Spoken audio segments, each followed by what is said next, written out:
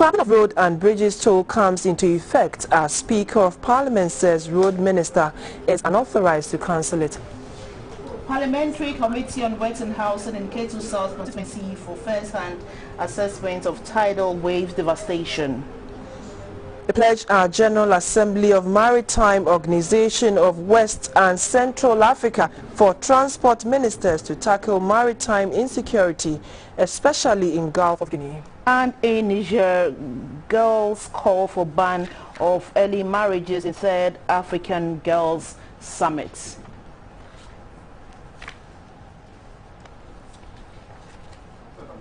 This is news coming to you live on GBC News and GTV. Good evening, I'm Siyoko Kwakuche. Welcome to the news. Good evening, my name is Shirley and Jonathan Intim Dako will translate the news into sign language. The Kasa toll booth area is notorious for gridlock traffic on a daily basis, day and night.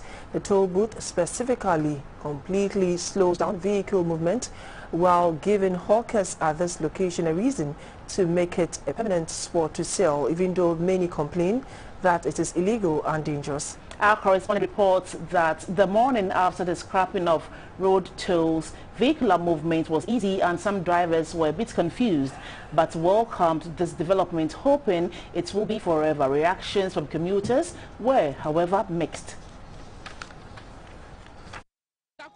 I am a regional boy with Skako University, and this is a good father because you don't here. Yahuba and Kasangasa, maybe how to say, and Gamupa say and Jahaba, and Gafa say Mumma 1 week and not 2 weeks. Be where even Kwamu and can never buy say, no other catcher say, say, Flochina Kwamo Bian Baha, you better say, because Mimi say I'm Baha, and then 2 days because Tonyama drinking now, be able to say, and then I'm imagine saying Baba Transaniamano. Bedra, I must say more beyond the same Minister Biam, Hosaniam and Marathon and Memiska. He says, I go. The ladies are complaining because they cannot sell the items now. But it is good for us, the drivers, you understand? So we appreciate what the president has done, but it goes against other people too. It's a great news coming in. We are going to enjoy it. Yes. I know we buy fuel, so if they say there is no more toll, it's good for us. And it eases the traffic as well. Although traffic never, but if you are quite new, traffic can walk, Massa, and then come to the Discard car, and no be a tone and Kababway. Today, as a member of parliament, I know that most of them were not expecting this today. That is why I'm coming to the go through, register, and help them as little as it is from my own pocket to be able to assist them and rally government support for them for resettlement. The Ministry of Roads and Highways says road and bridge toll collections must stop at all locations with immediate effect. This order, according to the Sector Minister, Mr. Kwesi Amwakwata, takes effect from today, Thursday, November 18, 2021. The directive follows a presentation of the 2022 budget statement and economic policy presented by the Finance Minister, Mr. Ken Ufuriata. A portion of the budget talks about scrapping of tolls on all public roads. GBC News has visited some toll booths to assess activities there. First, our Tema correspondent Michael Dewonu was at the toll booth on the Accra-Tema motorway and has this report. Yeah, so currently I'm at the Tema Plaza of the toll booth, and so in this particular point, we have 1, 2, 3, 4, 5, 6 toll booths here at the Tema Plaza of the motorway. Some people are aware, others are not aware. When they get to the toll booth, they stop, and the police are here in the numbers to make sure that they direct the traffic to make sure that the car flows. Like, so the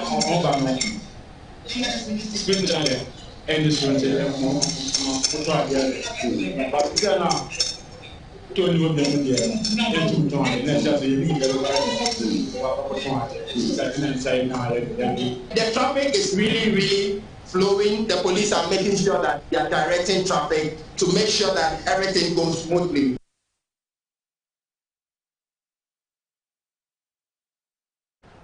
The minority in Parliament has condemned the action of the Minister for Roads and Highways, Mr. Kwesi Amoakwata, for pulling the plug on the collection of road tolls nationwide as announced by the Finance Minister during the 2022 budget presentation. On the floor of Parliament on Thursday, the minority leader, Mr. Haruna Idrisu, explained that the said budget has not even been approved. Though this did not go down well with the majority, the Speaker ruled that the roads minister has erred and must appear before the House to explain his action.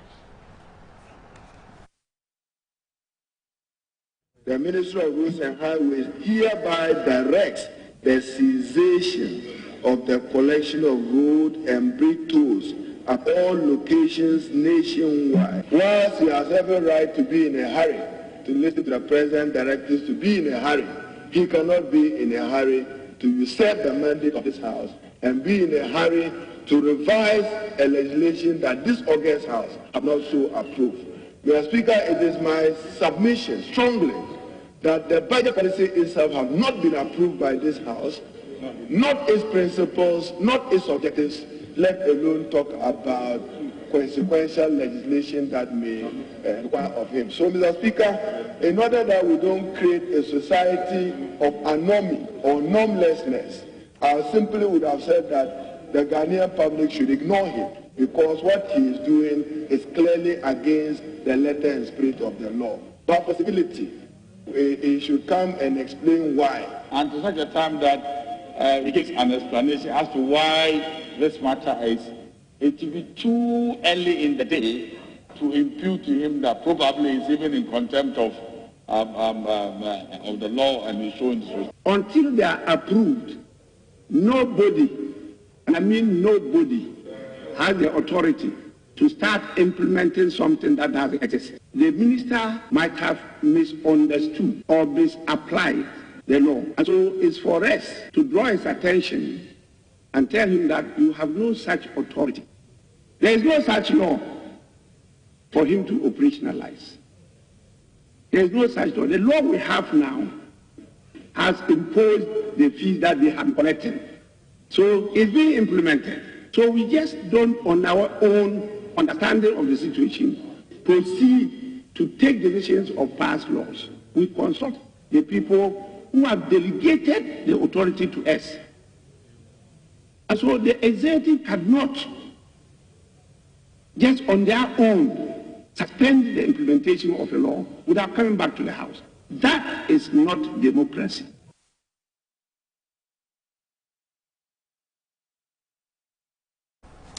You're still watching News Hour Live on GBC News. Following the Speaker's rule on the prompt action of the Roads Minister, the majority in response said the Speaker has also erred by his ruling. Addressing the media on the issue, the majority chief whip, Mr. Frank Anodompre, said the Roads Minister acted in good faith to prevent a chaotic situation. Per our standing orders, the Speaker is an arbiter or a referee when we are sitting. And so anytime there should be a directive from Parliament as an institution, as an arm of government, it has to convey a consensus position of the House. We also are aware of the options available to us.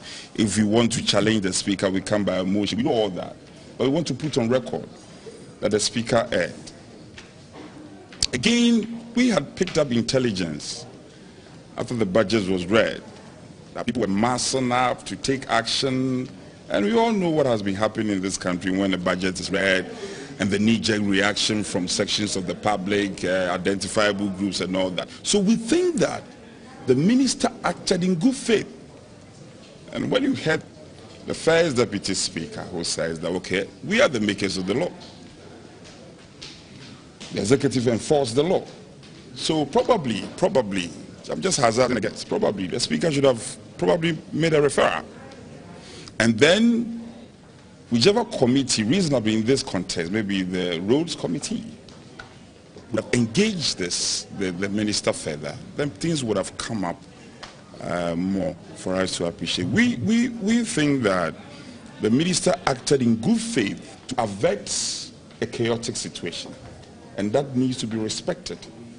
The current ruling by the Speaker may take us back, but I believe that the Ghanaian people will act logically and reasonably. It is also a fact for you to recognize that the minister's statement couldn't have conveyed.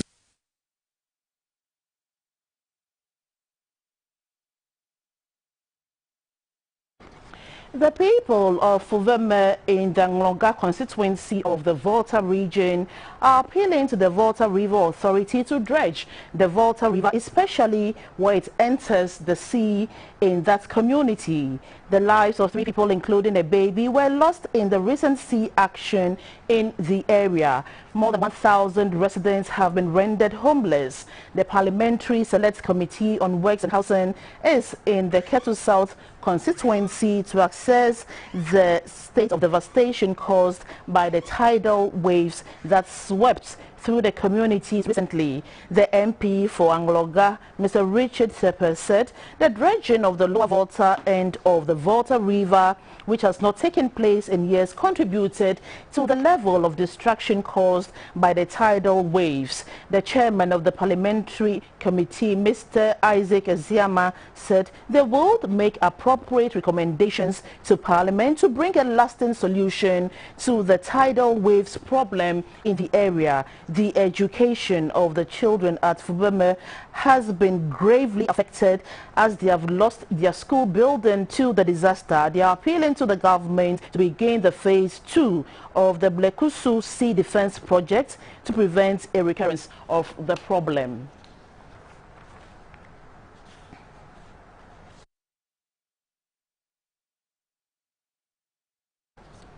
The 16th session of the General Assembly of the Maritime Organization of the West and Central Africa has opened in Accra. High on the agenda of transport ministers attending the conference is tackling maritime insecurity, especially in the Gulf of Guinea. The Chief of Staff, Mrs. Akosua Frima-Oseriopari, entreated member countries to collaborate to ensure that the West and Central African sub-region benefits from cost-effective maritime services.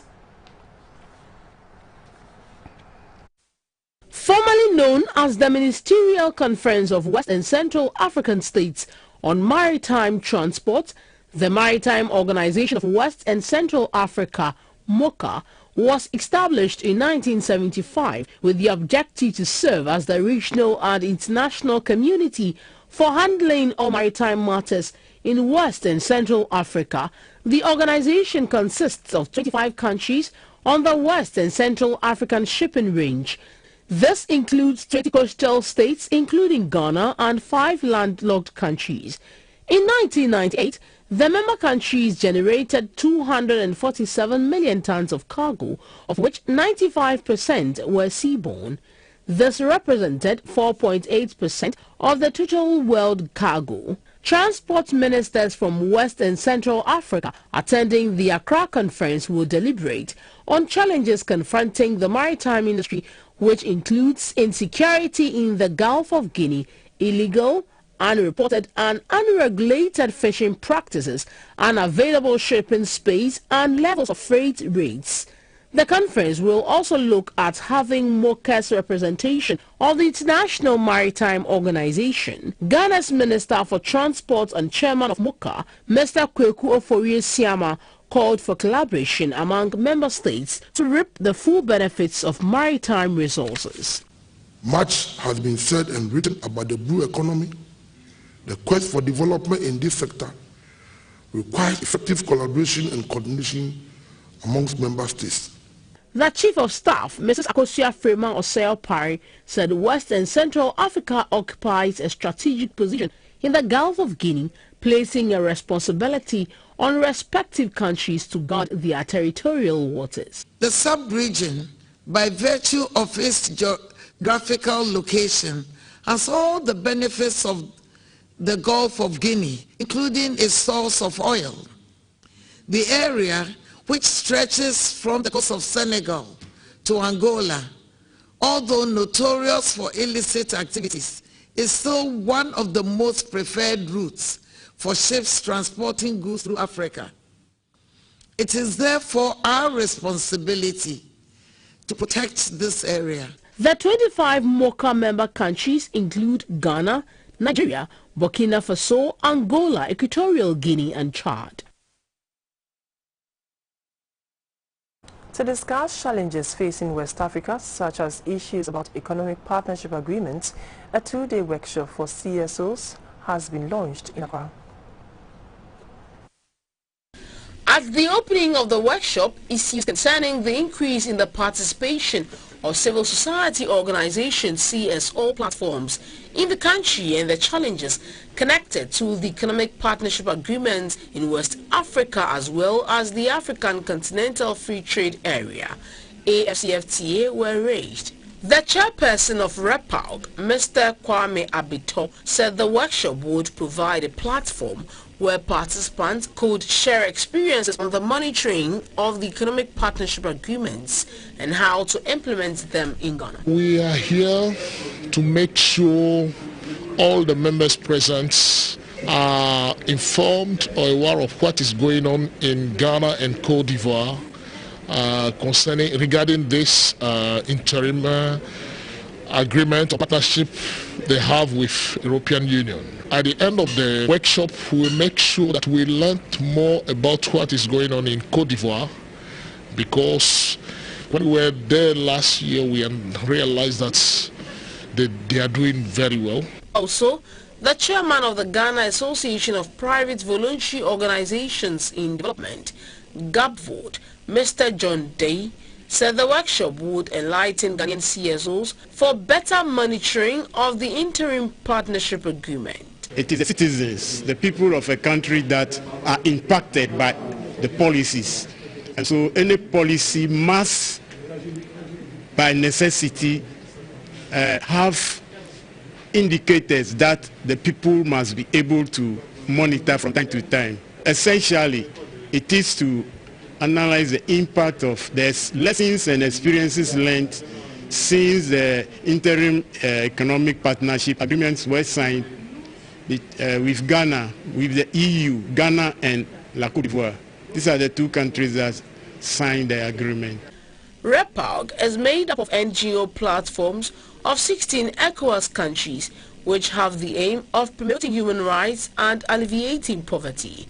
On the other hand, the Ghana Association of Private Voluntary Organizations in Development, GAPVOD, was founded with the aim of having a common platform where members could deliberate on issues and come out with a common voice to engage with government and its development partners on which way to go.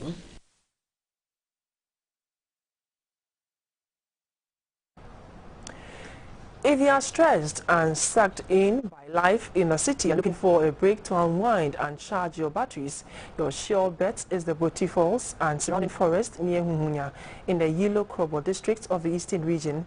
The beautiful waterfalls, serene atmosphere and stunning nature will erase all your worries. We'll take you on a trip today to the Boti Falls on our Tour Ghana series. The Boti Falls, which is located at Boti in the Yilo Krobo district of the Eastern region, is about 17 kilometers from Koforidua. It is a breathtaking drive to the falls as one enjoys a natural environment within the Hunya mountainous enclave, which is serene and green. The signage directing a visitor to the falls at the Hunya junction is defaced and certainly needs replacement. A hindrance to this beautiful gift of nature is a bad road leading to the falls. No wonder motor riders, popularly known as Okada riders, have taken advantage of the situation and plied that route to offer rides to visitors, of course, at a fee.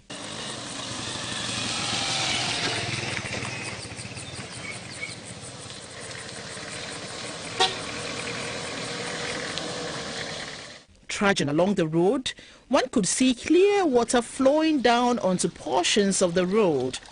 After about a 20-minute ride on the bumpy road, we got to our destination. This edifice welcomes a visitor and is also used for photo ops. Boti Falls, a twin waterfall, are seasonal waterfalls at the height of 30 meters. It is beautiful year-round. However, June to August, which is regarded as the raining season in Ghana, is a time when the falls are the most spectacular. During the rainy season, the high water flow creates a double waterfall. Locals say that the bigger fall is a male and the smaller a female. Splashing water during the fall merges into what can be described as a mating ritual.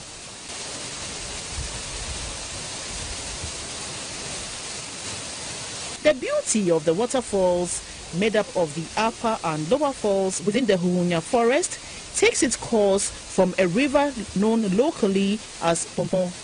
River Pompon also takes its source from Ahinkwa Amalakpo before falling over an ingenious rock outcrop at the Boti Langmasi. And indeed, that is how the falls got its name.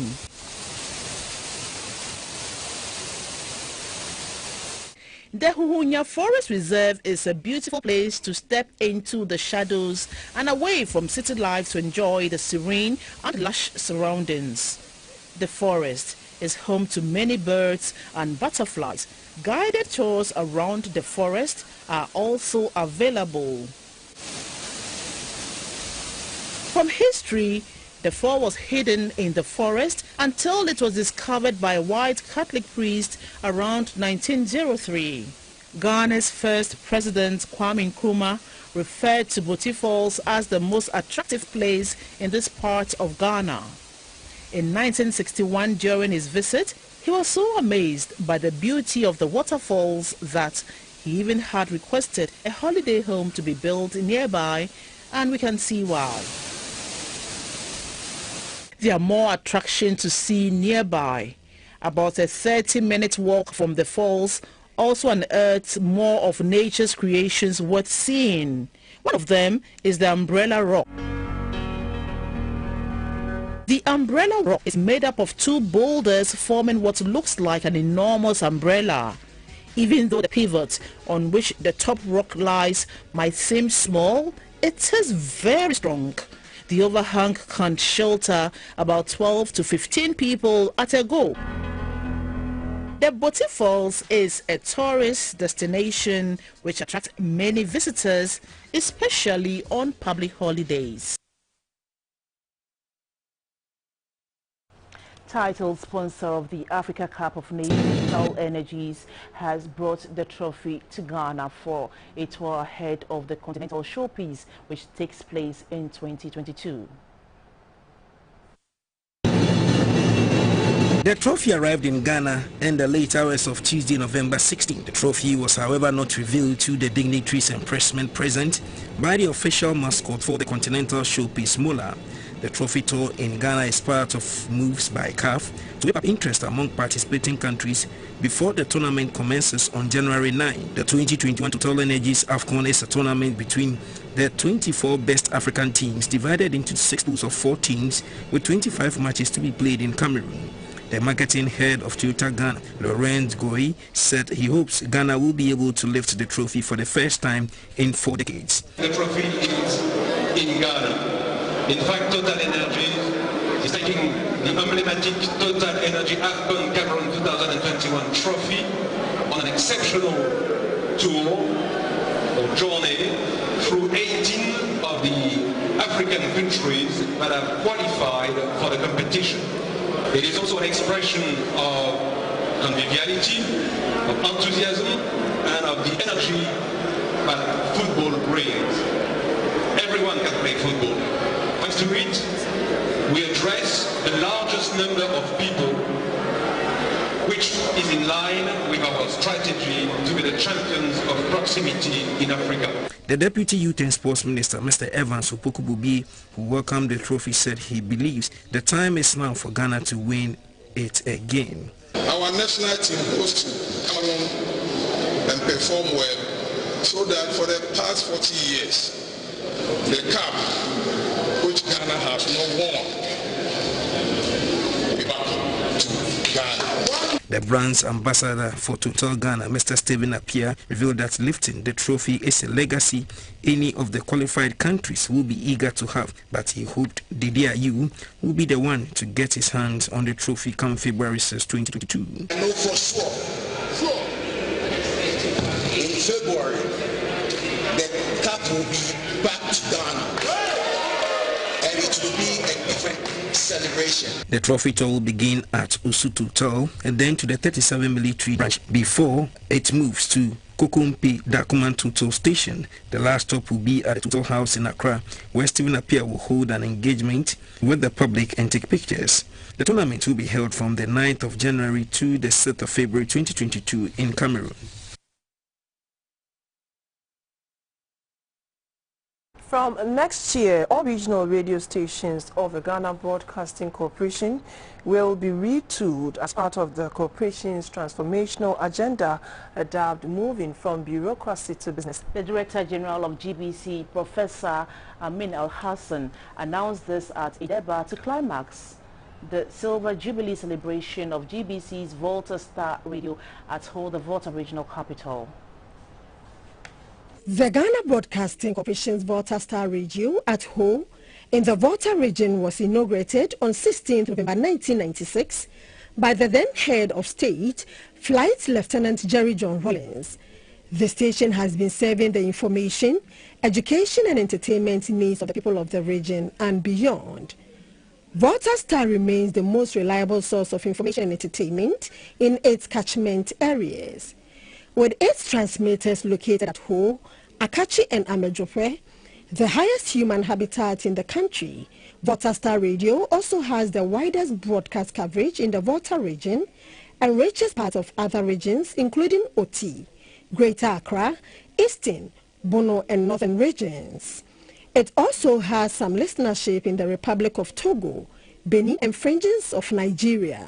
The Volta Regional Director of GBC, Mr. John Gadawusu, commended the people of the region for their contribution towards the progress of the station over the year. He reminded them of their stake in the development of the station as citizens and appealed for support in effort to establish a proposed Volta Star TV. Our machines have seen years of use. To be frank, we will say that they have aged. Most of our transmitters are aged. So that has been the result why we have been experiencing the frequent breakdowns. In spite of all these things, we have been able to hold ourselves and stay afloat. The Director General of Ghana Broadcasting Corporation, Professor Amin Al-Hassan, said GBC would invest resources and implement modern technologies at its regional station to satisfy local demand. I want to assure our regional operations that in 2022, the focus of retooling will be on the regions. He also encouraged the staff to do things in ways that would help the corporation meet changing needs of the time. If you were employed to do a particular service and we know do it, we'll redeploy you to areas where you can be of help. Each staff has to justify his or her salary. I want to announce that whatever benefits GBC staff have will be maintained or improved. It won't be reduced because of the transformation of GBC from bureaucracy to business.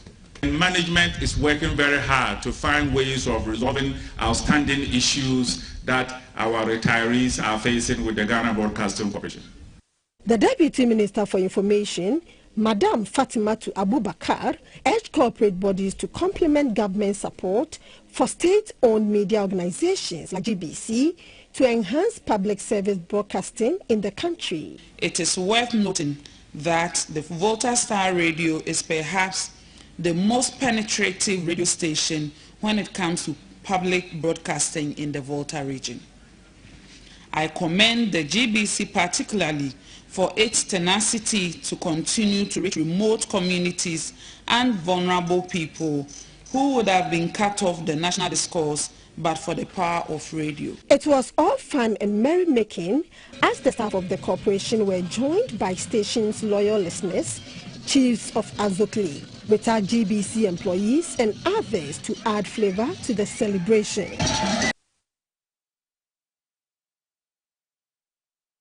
We have more news coming up, please stay.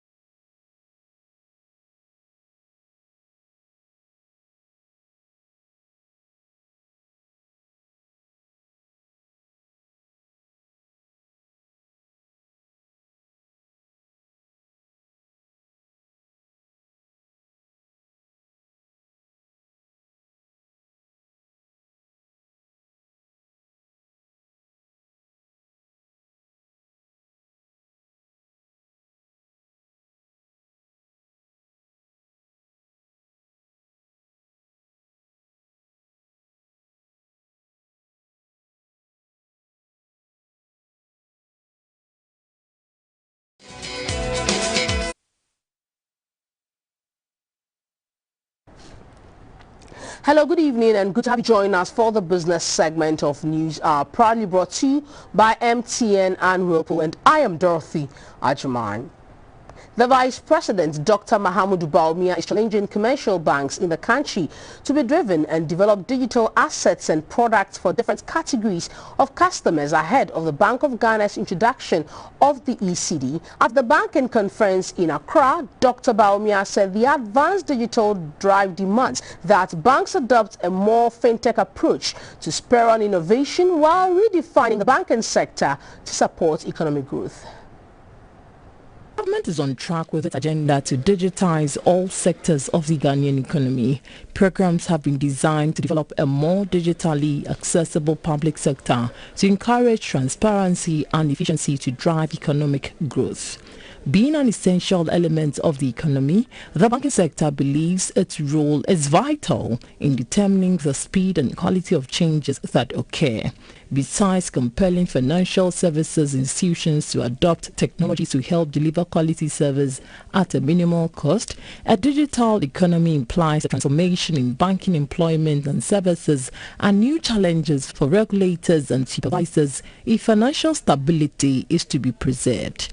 At this conference, members of the Chartered Institute of Bankers Ghana will discuss and interrogate issues such as digital infrastructure, risk management and compliance in digital economy, ethics and professionalism of banking practitioners in a digital banking era. They will also put in focus the role of the Bank of Ghana in the digital economy, the introduction of the digital currency in Ghana. The president of the Chartered Institute of Bankers, Reverend Patricia Sapo, says a robust digital economy can transform the banking sector and the economy. With the national database in place, I believe issues of banking, fraud, as well as the risks associated with lending to clients would be mitigated considerably, thereby reducing the cost of borrowing by banks.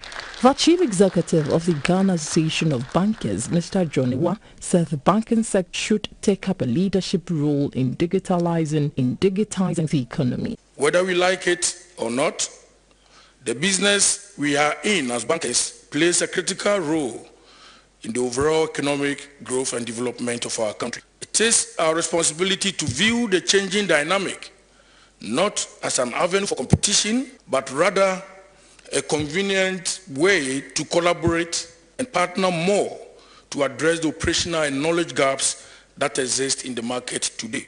The Vice President, Dr. Mahamudu Bawumia, said banks must adopt a robust technology approach for maximum benefit for customers. With the introduction of the ECD in the offing, commercial banks should be proactive in developing digital assets and products for different categories of customers.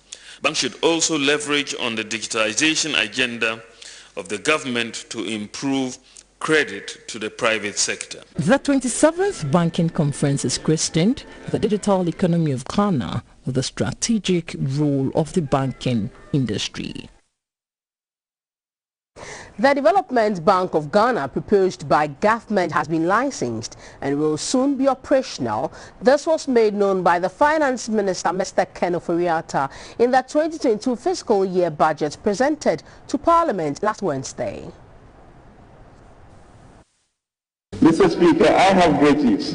On Friday, November 12, 2021, the good governor of the Bank of Ghana formally handed over the license for the Development Bank of Ghana. With the establishment of the Development Bank of Ghana, which is being capitalized, Mr. Speaker, $1 billion US, of which we have already gotten $800 million now.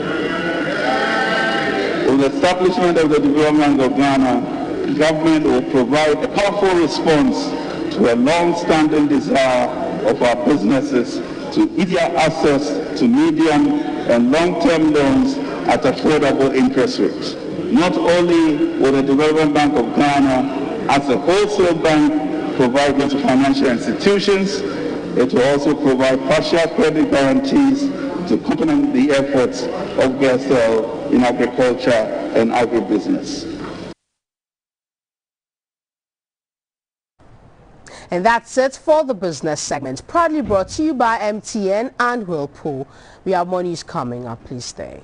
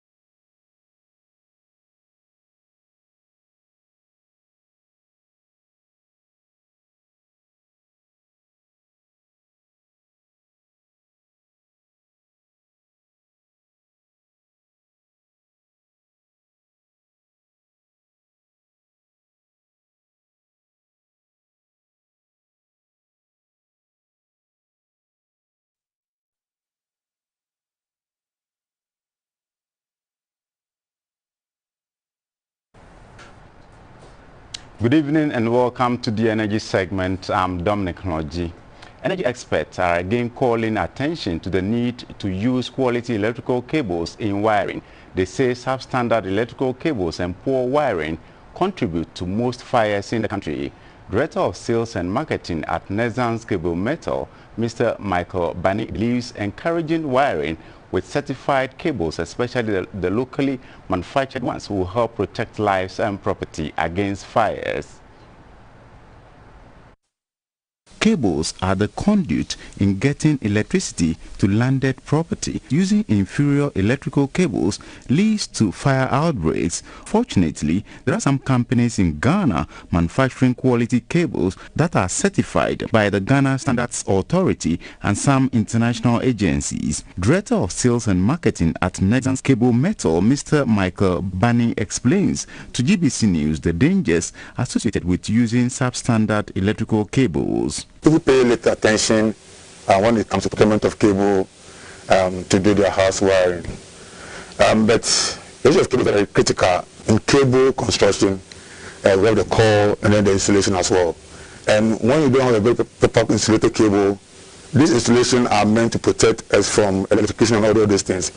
So if you buy a cable and it's not very well insulated, there's a small application of appearance on it, the cable becomes heated, and once it becomes heated, it melts, circuit, and all those things. Can also catch fire. Quality of cable is very key. Production manager, Nezans Cable Metal, Mr. Seth Mensah, explains how inferior cables can be identified. Visually, when you pick a cable, you should be able to see the manufacturer, the size of the cable, and then also you need to get the voltage rating, and then you have to also see the manufacturing date.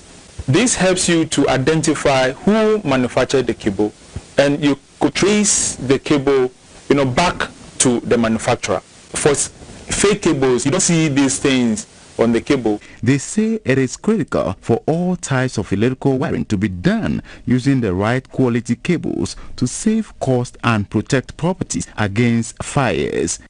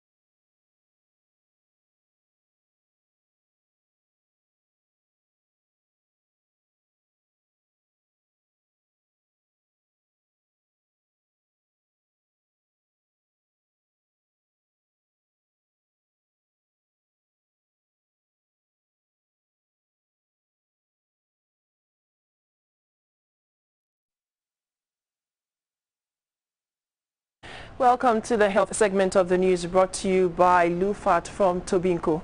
In the capital Accra, the launch has taken place of a door-to-door registration and distribution of long-lasting insecticide-treated nets. The Greater Accra Regional Health Directorate is drawing attention to the registration, which started on the 15th of November and runs till the 21st of November 2021. The Ghana Health Service says it plans to register at least 90% of all households in the capital. Also, the goal is to distribute almost 3.5 million long-lasting insecticide-treated nets to registered households to record 0 malaria cases in the region. The health service has also trained personnel for the purpose who will use an electronic app installed on a phone to collect data.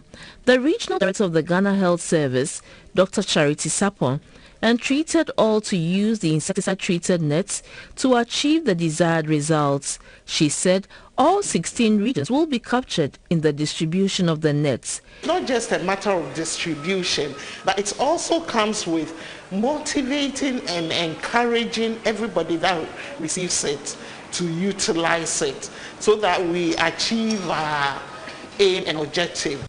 The regional malaria focal person, Dr. Abna Okon, said when registration assistants have collated all the necessary details on their electronic devices, a unique code will then be generated to the households to redeem their nets during the distribution.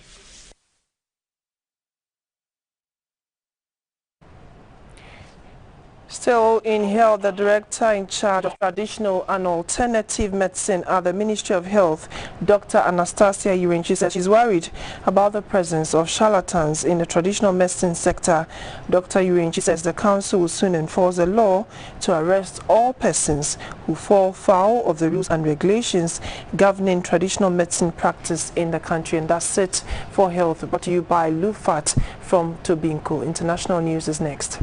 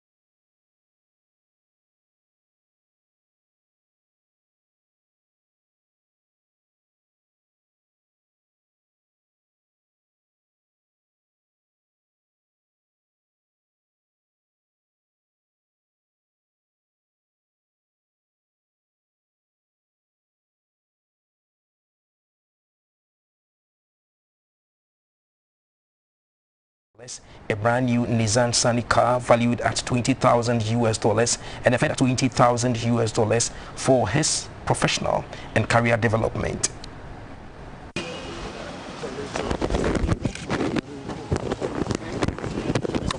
The package fulfills a pledge made by President Akufo-Addo in August when he received the contingent at the Jubilee House upon their return from the Games in Tokyo, Japan. Samuel Tichi, an amateur boxer with the boxing team who won Ghana a bronze medal for the first time since 1992, was presented with a $50,000 reward comprising the CD equivalent of $10,000, a brand new Nissan Sunny car valued at $20,000, and a further $20,000 for his professional and career development. His other colleagues and coaches, numbering 21, were also presented with the CD equivalent of $5,000 each. The Minister for Youth and Sports, Mr. Mustafa Yusuf, said this is to boost the morale of the athletes in the country. This package that we are doing today is not bonuses. All bonuses due to the Ghana team has been paid. All bonuses in full. Per diem bonuses were paid in Tokyo before we arrived here. So what we are only doing today is a presidential package to the athletes and their coaches. The bonuses have been paid to every team member that went to Tokyo. Bronze medalist Samuel Tichi said thank you. God bless you for what you have done for me. I make you people proud at Tokyo 2020, and you know now the truth is I'm going to professional. So I hope, and I think when I go to professional and I bring the world title in Ghana, we are all Ghanaians, so we celebrate the world title. The president of the Ghana Olympic Committee, Mr. Ben Nunu Mensah, appealed to the minister to use his good office to support the other members of the contingent who were not captured in the package. I want to make a special appeal to His Excellency through the minister. If the bonus that have been given to the athletes and their coaches, we can have a second look so that these other essential staff who made it possible for Tichi and everybody at Tokyo 2020 to come home successfully. That's all for sports. We're partnered by Shield Paint from Azar since 1921 and Prosta Joy.